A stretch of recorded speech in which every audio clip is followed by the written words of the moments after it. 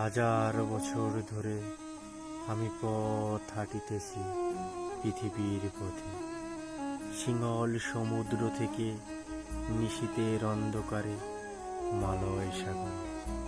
অনেক ঘুরেছি আমি বিম্বিসার অশোকের ধূসর জগতে। সেখানে ছিলাম আমি আরো দূর অন্ধকারে বিদর্ভ নগরে। সেখানে ক্লান্ত প্রাণের চারিদিকে জীবনের সমুদ্র সপেন। আমার তুদণ্ড শান্তি দিয়েছিল নাটোরের বনলতা সেন। চুল তার কবেকার অন্ধকার বিদিশার নিশা, মুখ তার শ্রাবস্তির কারুকার্য।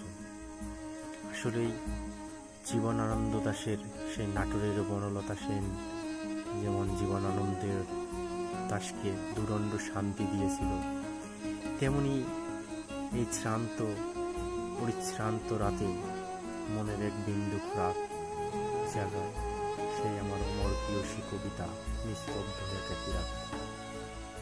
ভালো থাকবে।